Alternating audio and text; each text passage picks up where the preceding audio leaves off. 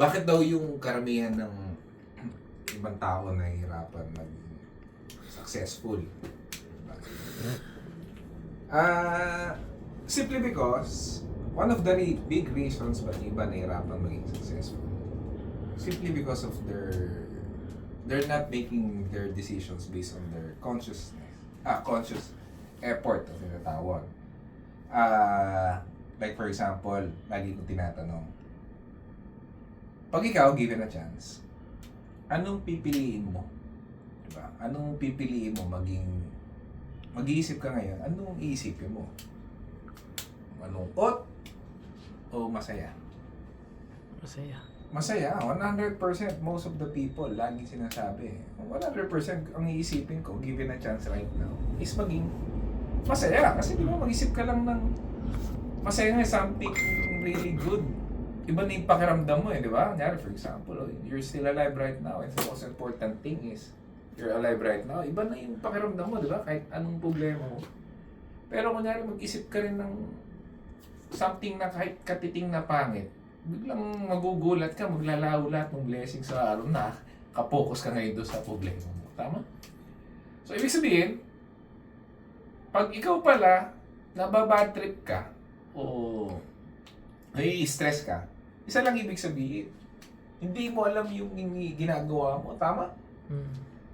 Kasi kung alam mo yung ginagawa mo, 100% ang pipiliin mo maging, di ba?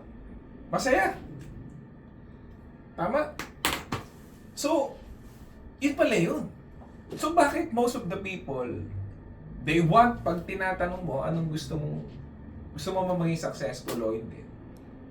100% ang sinasabi, gusto maging successful. Kaya lang, kung titingnan mo, di ba? Kung paano sila kumilos, kung paano sila mag-isip, contrary dun sa gusto nilang mangyari sa buhay nila. Tama? Actually, wala namang requirements kung wala kang gusto marating sa buhay. Di ba? For example, nagkakaroon lang naman siya ng requirements.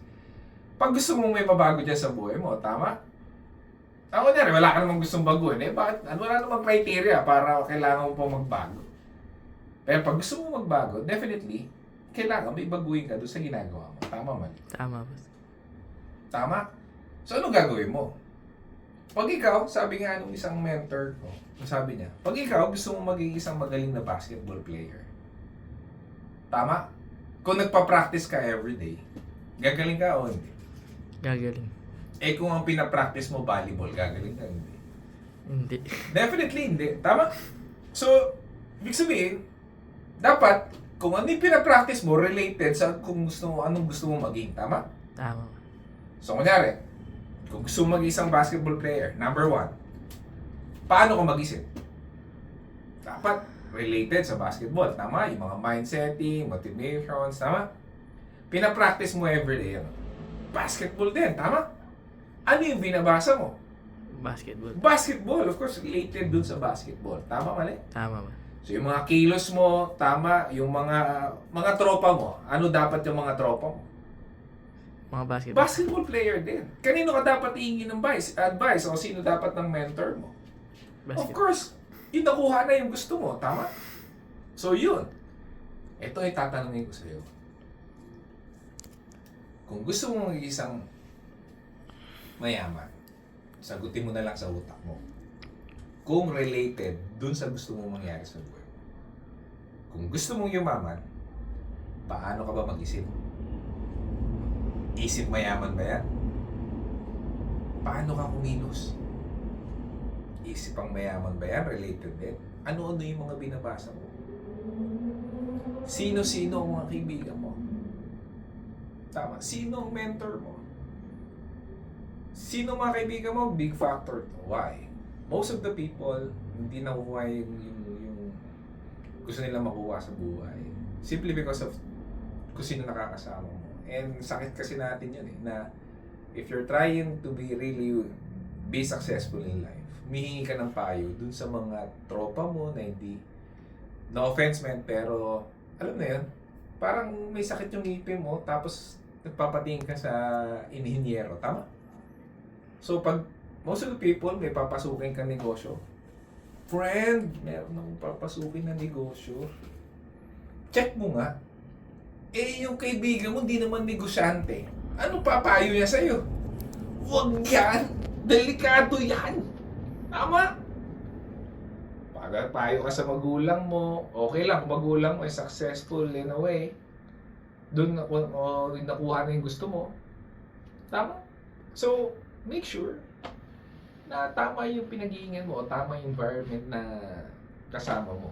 Kasi mapapansin mo, even naman sa mga paligid mo, every time na may tinatayo kang negosyo, pag ang hinihinga mo ng payo is medyo ang payo sa'yo, tama? Eh, huwag yan, delikado yan. Focus ka na lang sa pag-aaral, focus ka na lang sa career. Pero pag mga negosyante, magugulat ka, iba rin yung payo.